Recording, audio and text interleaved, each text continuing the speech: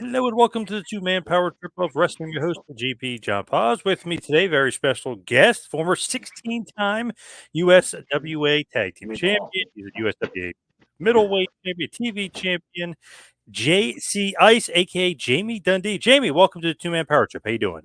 Man, brother, thank you very much, man. I'm glad to be here, man.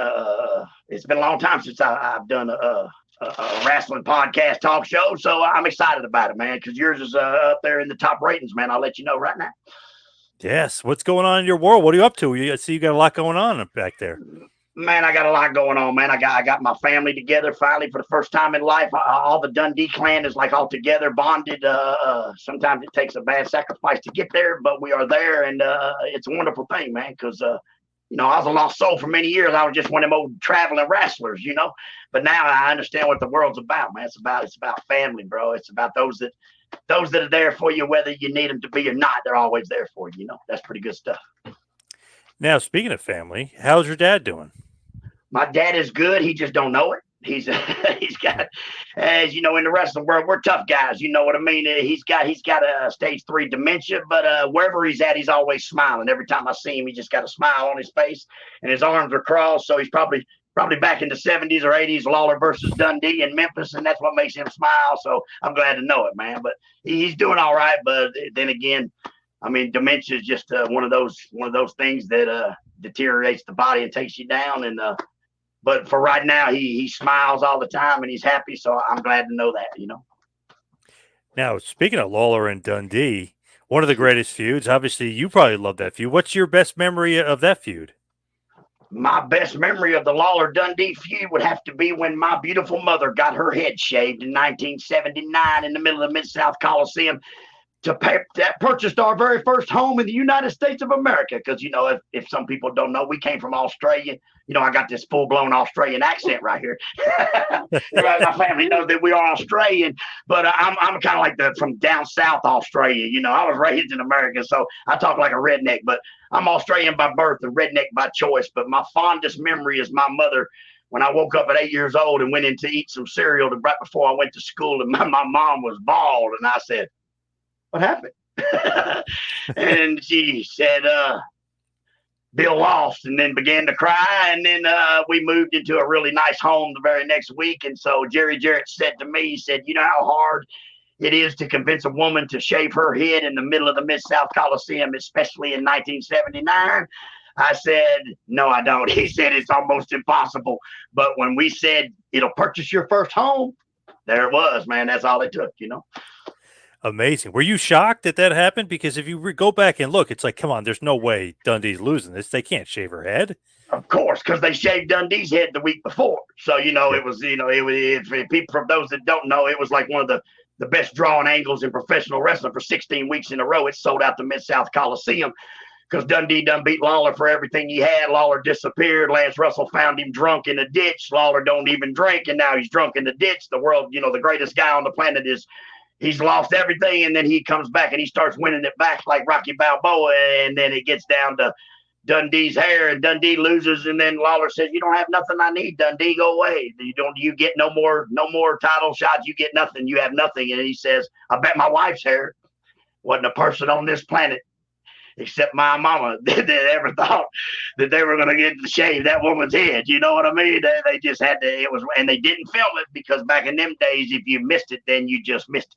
So I wish they would have filmed it so I would have it today to be able to see. But I have 3 pictures that came from that night of my mama in the ring getting her head shaved. But, she's only that big because the people are so far back. And, back then it was 35 millimeter Polaroid, not even Polaroid, just cameras. You had to develop them and wait a week and see what you got, But that is definitely one of my fondest memories. Not only is it one of my fondest memories, it was one of those groundbreaking things. A woman shaved her head in pro wrestling. It only ever been done one time before, and that was with Gorgeous George Jr. back in the 50s. They shaved his valet's head at the time. But I mean, that was pretty. As I say, for the divas of wrestling, you ain't got nothing on my mama, baby. Yeah, that is pretty crazy that she even agreed to do it. But obviously, the payoff was worth it for you guys. Obviously, sure enough, it was $10,000 in 1979. $10,000 was it would be 100,000 today, damn near. You know what I mean? It bought our very first home, and it was a nice home, and it paid 8,000 bought it and $2,000 in the bank. That was a lot of money, man. You know, the average American was making $2.60 a day, an hour. I mean, in 1979, you know, to work 40 hours a week, you made $87. So, I mean, to make $10,000 in one night, that was big stuff, man. That's the only reason, because my mama cried for weeks. I promise you. I would just look over and she'd just be bawling. I said, "What you cry about?" She'd say, "Oh, it's okay, son." And but I already knew. But I mean, that's, hey, Jerry Jarrett said, you know how hard that is to convince a woman to shave her head in the Mid-South Coliseum in 1979? It's almost impossible. Hey, but he did it. Now, with your dad, obviously legendary wrestler, talking about one of the best feuds versus Lawler. Did you always want to be a wrestler because of your dad, or did your dad always want you to be a wrestler? Like, is that really how you got in? You know, it kind of goes back to I don't think Dale Earnhardt Jr. really wanted to be a race car driver. He just knew that was where he was going to end up. Same as me. Growing up, you never really, you know, that's your daddy. He's your hero. You know, he's a wrestler. But I mean, it never dawned. I really didn't want to be a wrestler. Then my sister married beautiful Bobby Eaton when I was 12 years old, and when I saw Bobby work, and I was like, oh my God, this dude is the greatest wrestler on this planet. And so my brother-in-law Bobby is probably the one that made me really want to be a wrestler. But I mean, of course, my dad being my hero. So sure, it's guys, you know, like guys like Jesse James Armstrong or any of the Armstrongs or Dustin Rhodes or The Rock or any of them guys. When you're a second generation wrestler, what else are we going to be? You know, we don't know nothing else, but we don't realize it at the time. But what else are we going to do? I mean, you know, we all get in trouble for talking too much, and we're all always clowning. We're always doing little interviews, and we're wrestling with our pillows. And so, I mean, definitely it was nothing. What else could I be, man? You know? Did he want you to be a wrestler, your dad? Like, is that something that he kind of pushed you towards, or not at all? Never ever was discussed. You know, my dad was born in the 40s. He's that generation, you know, they never discuss money. You just know they love you. They don't take you, they love you. You know, it's that tough love generation. My dad one day he said to me, we was raking the yard up, and he said, "I'm working for Ron Fuller as the booker." He said he wants me to turn heel. And I told him I got my boy off the streets from running wild. He said, "You want to be my manager?" And I thought, wow. I don't know. And he said, "Son, there's more women, more fame, and more money than you can poke a stick at, boy." And I said, "Well, then I'll take that deal, Pop." And then I started as his manager. And from there, we came back to Memphis and switched heel. And there it was. JC Ice was born. Who trained you to wrestle? Was it your dad?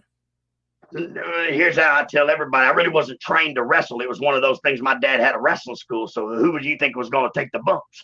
He wasn't going to get in there and take the bumps. He just took the money. So every single week, 30 different people, Bill would say, body slam Jamie. 30 people would body slam Jamie.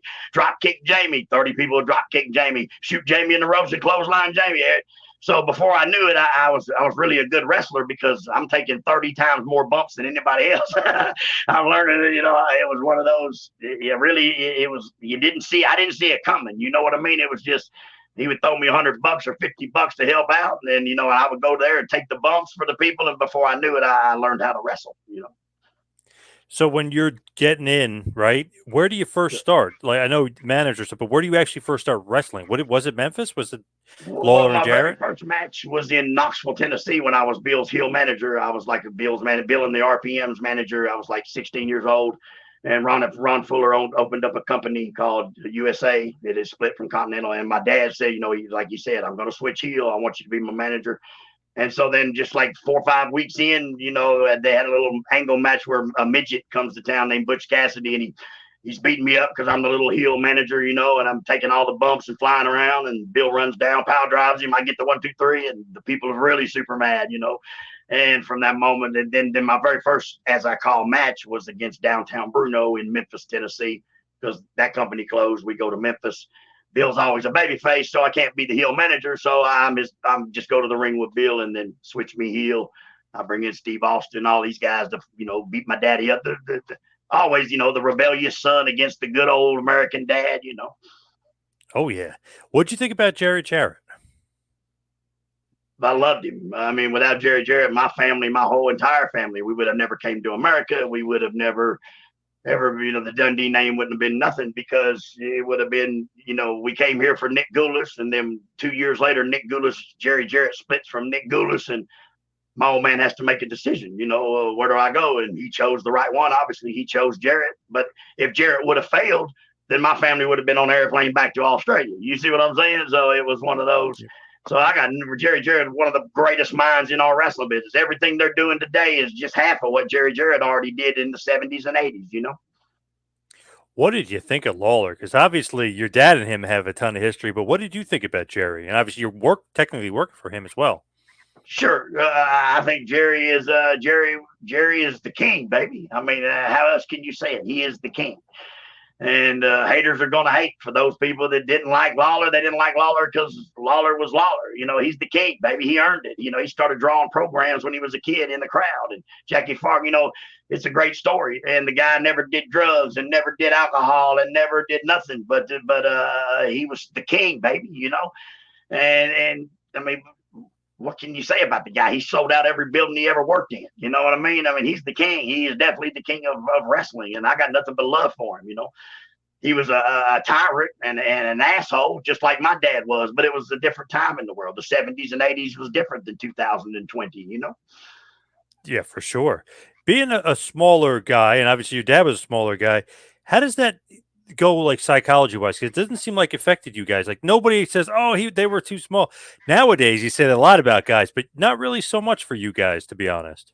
But we come from Memphis, and like they always said, you get sympathy on them baby faces. You take them little baby faces with them big heels, and you beat them, Ricky Morton syndrome.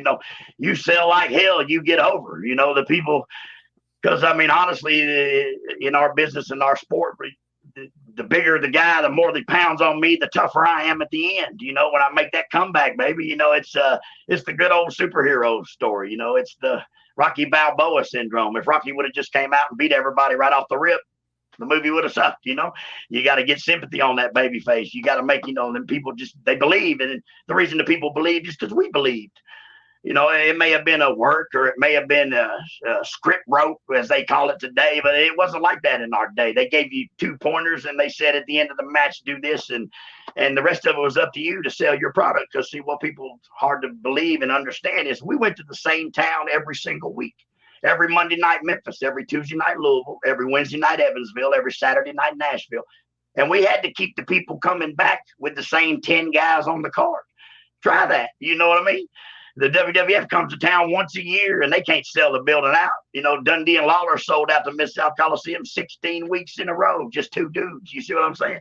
Because the people believed, and we believed. So, I mean, it was one of those superhero things, you got to make that good guy just where the people say, I know he could do it, man. It's kind of like Mike Tyson. Mike Tyson's fixing to eat this dude, and this dude don't even see it. He probably does. But, I mean, so what? He's going to be the one to say, I brought Mike Tyson back. But Mike Tyson's about to kill and eat this dude. It's the good old superhero, the chips are against you, man, and everybody loves to see the underdog come out on top, bro. Do you watch current wrestling? Speaking about what's going on today and how much different it is, you don't watch it at all? No, it is so boring to me. But honestly, my whole entire life, I never watched wrestling. My mama would holler if I'm in the yard when I was a little boy playing. She'd say, your daddy's on. And I'd run in the house and watch that segment. Or they would holler, your brother-in-law, Bobby's on. I'd run in there and watch that WCW or the NWA back then on TNT or whatever, on that Georgia Championship Wrestling. I'd run in the house and watch that on TBS and go back out. Never really, because, when you live it, it doesn't seem nothing great to you. Like people in Memphis. A lot of people in Memphis never been to Graceland, And when you live there, it just seems like it's no big deal, but I never watched it then and now, unless I was on it. Now, if I was on it, I was my biggest fan. I can sit here and watch myself for hours. I love me. I really do. So you weren't like a real big watcher of wrestling at all? It's just outside of Bobby Eaton and your dad, you really didn't watch as much? No, I didn't have to, because once you watch the best, what do you want to watch all that other garbage for? I mean, honestly, I'm not trying to sound like I'm an egotistical guy, but it's the truth. Bobby Eaton's the greatest wrestler on this planet ever, bar none. Bobby Eaton can make a broomstick look like he is a world champion, you know. And my dad speaks for himself. He's Bill Dundee, you know. After you see the best, why do I want to watch anything else? You know, and today's wrestling, it's not their fault, bless their heart. But I mean, it's the most garbage, boring ass stuff. It is what it is. You know, in our day, they said, here's the finish. And we went to the ring. And if the people, like I said, every single week in the same building with the same fans, that's hard to do, man. That's real hard to do, to make them people come back. And that's like going to the same movie over and over and over again. How many times did everybody go see the Titanic? They saw it twice, maybe 3 times most, because we all knew the outcome was the boat's going to sink. And the same as wrestling. We had to, if you thought what you thought was coming, never was we going to give that to you, man. Because once we give that to you, then you call the shots. And once the marks call the shots, the show's over, just like it is today. You know, it's nobody's fault. But wrestling's like anything, like magic. It's like mafia. It's like anything. Once you let the outside world in, once everybody can do it, it's over. Michael Jordan made that look easy, jumping from that free throw line and dunking that ball. But try that one time. And the same as wrestling. If the people can call it, then it's over. Why you want to buy a ticket to watch it? Because you already know the outcome.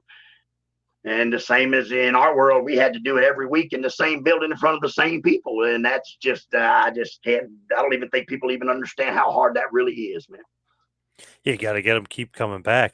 And you mentioned Bobby Eaton. I brought Bobby Eaton in a few years ago for a Midnight Express reunion, and I was talking him up about how great he was. He did not want to hear it for 2 seconds. He did not want to hear how great he was. He's not the best. He didn't have the best part. Everything I said, he's like, no. Like, and he didn't want to have anything to do with it. He kept shooting me down. I was like, Bobby, come on. So humble. Bobby is the most humble. He's kind of like Rey Mysterio. Rey Mysterio is another god of my sport, of my business, and is so humble. They credit everyone else when really Bobby Eaton is bar none one of the greatest, if not the greatest wrestler ever in our business. And if nobody understands that, go watch Bobby Eaton videos. He can make the worst wrestler in the world look like they're worth $1 million, man, and that's hard to do. But also, Bobby was such a humble, such a kind. The world lost something when they lost Bobby Eaton, man. If there was a whole bunch of Bobby Eatons in this world, it'd be a whole lot better place to leave that. Even Cornette was trying to pump him up, and he would not accept it. He was like, no. He wouldn't take the compliment. Never. Not one time can I remember Bobby thinking Bobby was who Bobby really was. You know, Bobby.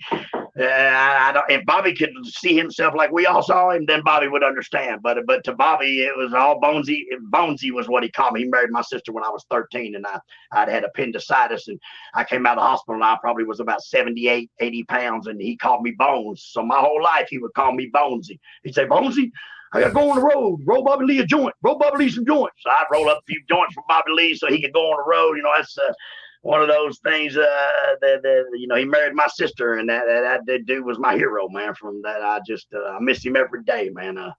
It's one of those. If anybody ever met Bobby Eaton or knew Bobby Eaton, they know exactly what I'm talking about. And if they don't, I'm sorry you never got the enjoyment to meet one of the best person on the planet, bro. For real. God tier wrestler too. So many tag teams have stolen so many moves from that guy. It's unbelievable. And even just a regular wrestler, so many moves have been stolen from him. It's crazy. Sure enough, that guy was the one that they took to do the video games. You know, Bobby would put the suit on and come off the rope and do every single move. That way they could put him in the video games. You know, he had the little suit on because Bobby was so good that he knew the moves would be great even on the video game. Right. Bobby was just so. But I mean, here's the thing: anybody, no matter what profession you're in an entertainment profession, if you have the love for it and the passion for it, it shows. And you know, whether you made $1 million or $5 or whatever, when wrestling, you know, when you love it so much, the passion, it shows. You know, if you're there just, you know, oh God, this sucks and bitch all the way, well, then you're in the wrong sport, man. You know, when you start wrestling, it's like anything. You wrestle for $5, $10. You wrestle for free just to wrestle because you love it so much. And then comes the egos and the money and all that shit. And Bobby Eaton never cared about either one of those things, man. You know, he just he did what he loved to do every single day, and that was to perform and wrestle. And he was definitely the best of the best, man. Speaking of one of the best, you mentioned Steve Austin before, and obviously when you get into USWA, kind of involved with him, teaming with him against your dad and against Bruno and stuff like that. What was Steve Austin like at this point? Because you can see some potential, right? And obviously he became one of the biggest stars ever. Oh my God, very much. Not only see potential, I know. I'm only 17, 16 years old, and I'm saying this dude is the shit. This dude right here. As soon as somebody sees this dude, he's gone, brother, and he's going straight to the top. No ifs, ands, and buts about it. But I mean, he was an All-American football player. He was the real deal, man. You know, he gives 110%. Whether anybody else does. If there's one person or 15,000 in the building, Steve performs. Steve gives it all, man. You know, and he's one of them kind of people that he can't. He don't know nothing else. You know, he gives it all or none. You know what I mean, man? He definitely is the real deal, man. And he deserves it, and he's earned it. You know, and there's a lot of people in the wrestling business that have earned it, and there's a lot of people that ain't. You know, and definitely Steve Austin, you know, he paid his dues. He starved to death. He moved in hotels. He lived in cars. You know, he did the whole 9 yards, man. And it is what it is. But definitely, I saw it from a very young age because, you know, I was born in this business. You know, my family came from Australia, America in 75 when I was 4 years old. I started selling kisses for $1 at 8 years old. I used to wear these little jumpsuits back here like my daddy had, and I would go walk around the crowd, and the girls would say, "Little Dundee, can I have a hug?" And I said, "Pop, them old people smell, man. They smell like cigarettes and beer." And he said, "We'll charge them." So from a very young age, at 8 years old, I thought, man, I could do this the rest of my life. I would sell kisses for $2 and hugs for $1. And they'd give me $5, and they'd say, "Little Dundee, give me 2 of each." I'd say, "Oh, but okay." And so, you know, I've been entertaining my whole life. That's all I ever know. But Steve Austin, when he came through, was one of them people that I knew it. Everybody in the crowd knew it. The building knew it, you know, because like I said, in the South, them people, they become part of your family. They come there every single week, and you begin to know these people. You know them by name. If they're not in the seat the day of the week of the show, you know something's wrong or they're sick, or you know what I mean? I mean, it's one of those because they are as much as part of our show as the referee or the guy in the ring. And even those people, they say, "Boy, Dundee, you got you one this time." Even the marks, as they call them, would know that Stone Cold was definitely going to become the man. And you mentioned Steve being poor at one point, and he talks about that, how he's starving and eating potatoes and all that other stuff. What's the real story with him and Jeff Jarrett? Because Jeff always says, "Oh, there's no heat there," but Austin was saying, and a bunch of people have mentioned this story, that, and Austin, I guess, has repeated it as well, that Jarrett, when Austin was looking at his check, just like, "Oh man, I was hoping we were getting more money." Jarrett goes, "If you look at it, it ain't going to change." Basically, but see, that was kind of an old Memphis thing. When guys come to Memphis, but Steve probably took that as because Jeff's making $2,000 a week and he's drawing 600. I mean, that's just the truth. You know what I mean? I mean, but here's the thing: it's Jarrett Promotions, and if I got my kids there, believe me, I'm taking care of my kids first, just like anybody else would. You know what I mean? I'm not mad at them for that. It's no, you know, the promoter's the smartest guy on the card. Look at Don King. Don King never got in the ring and threw a punch at nobody, and used to make $14 million on a Mike Tyson fight. You know what I mean? But also. Steve knew that Jeff was making too, and I believe he took it as a fu, as a haha. And really, it wasn't. It was kind of like a Memphis rib. Dutch Mantel one time, Jerry said, "Dutch, are you boys on them damn steroids and smoking that pot?" He said, "Smoking pot and steroids." He said, "We can't even afford food working for you." So it was one of those. But Jeff drove a white Cadillac with gold trim. I mean, a white Lincoln with gold trim very first year in the business, you know. And it was like everybody's like, "Come on, man, give me a break. A blonde-haired, blue-eyed millionaire kid named Jarrett, and you think he's going to draw money in Memphis? Ain't going to happen." The brothers in the hood hated him from the get-go, and so they would bring guys in and feed him. And Steve, I believe Steve took that the wrong way because Jeff really didn't mean that. Probably that was just an old saying. The more you look at it, it ain't going to change, son. Put it back in your bag. It ain't going to change because everybody knew when you went to Memphis, it was $40 a night. That was it. I had a cop pull me over one time, me and Wolfie, and he said, "Who owns this hunk of shit car?" I said, "That was mine, sir." And he goes, "I heard you boys, wrestling boys, make $40 a night." And I said, "Yes, sir." He said, "I wouldn't drive this hunk of shit from Jackson to Humboldt for $40. And that's only like 13 miles or something. And we were driving from Nashville to Memphis for 40. And he said, "I ain't even going to give you a ticket because you can't afford to pay for it. So you gentlemen slow down and be careful." And he let us go because he knew what we made. And he knew that we couldn't afford to pay the ticket. So he was a cool cop for that. But I mean, I saw the video where it said that the top 10 people Steve Austin hate, right? And I could, when it got to Jeff, I was like, wow, I didn't know that. It wasn't never really brought to the forefront or nothing. But I guess in Memphis, I'm Dundee's kid, Jeff's Jarrett's kid, Lawler's, Brian, Christopher. We already know we're fine. You know what I mean? So I guess as another person on the outside looking in, I can now see it. Because, Jeff always beat Steve every night, yada, yada, yada. I guess it's one of those, now what you going to do, dude? I earned mine. So I saw that same video. I don't know if Steve actually, because you got to think back, man. When everybody starts, everybody's got to kiss somebody's ass they don't want to, no matter what it is. If you work at the donut store, if you work at the gas station, or if you're a freaking movie star, you gotta feed somebody. If somebody above you, you got to kiss their ass and keep on going that you really don't want to. So I guess. But I never knew there was no live heat like that. And I saw a video where they do a podcast together. Either Jeff goes on Steve's show, I think, at a Skullbone podcast, and I think they worked it out or something, which I'm glad. Because, I got nothing but love for Jeff Jarrett. I understand, we all of us grew up in the South as second-generation wrestlers. We all, it was a little harder on us than most. Most people probably don't believe that, but it really was, because our dads are the mega superstars. Or your dad's the promoter that owns the place. So how can you beat that? You got to impress them. You got to get daddy's approval. And I just don't know if some of us ever got it. I just don't know.